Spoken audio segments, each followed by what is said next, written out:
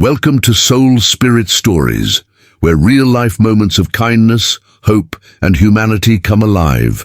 If you believe that compassion can change the world, then you're in the right place. Don't forget to subscribe and join our growing family of souls who cherish the stories that touch the heart and uplift the spirit. Today's story takes us to a quiet hospital in Virginia, where a nurse's compassion turned an ordinary shift into something unforgettable. It's a story about life, loss, and the power of one final wish. It was a cold winter afternoon at St. Mary's Hospital in Richmond, Virginia. The fluorescent lights hummed softly above the clean white floors. Nurses moved briskly through the hallways, balancing charts, medications, and the endless rhythm of patient care. Among them was 34-year-old nurse Sarah Mitchell. She had worked there for 8 years, known for her calm presence and the way she always took time to listen. That day, Sarah was assigned to the palliative care unit, the section where patients spend their final days in comfort. It wasn't easy work, but for Sarah, it was meaningful.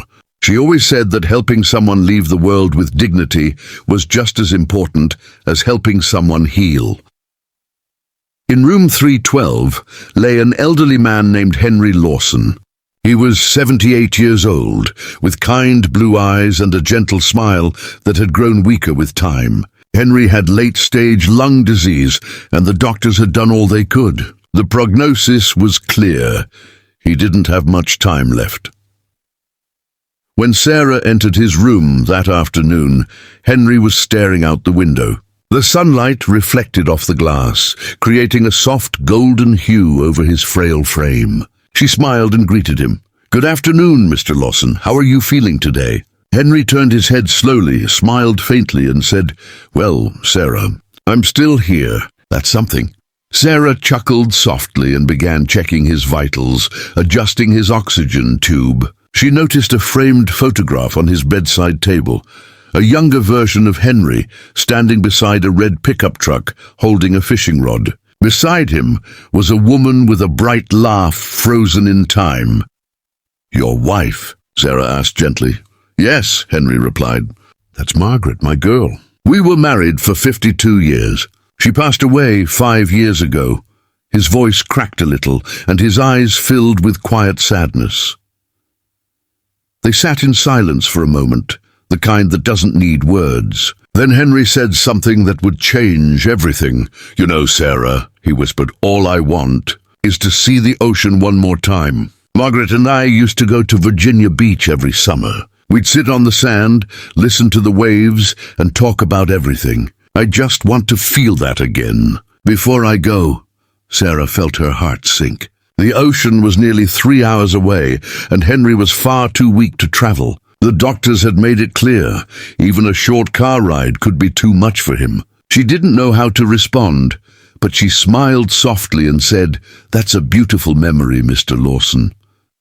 That night, after her shift, Sarah couldn't stop thinking about his words. She imagined what it must feel like to know your time is running out and to have one simple wish, a wish that seemed impossible. The next morning, as she walked into the hospital, an idea began to form in her mind. Maybe she couldn't take Henry to the ocean, but what if she could bring the ocean to him? Sarah spoke with her charge nurse and got permission to use the hospital's therapy room, which was rarely occupied. She gathered a few colleagues and shared her plan.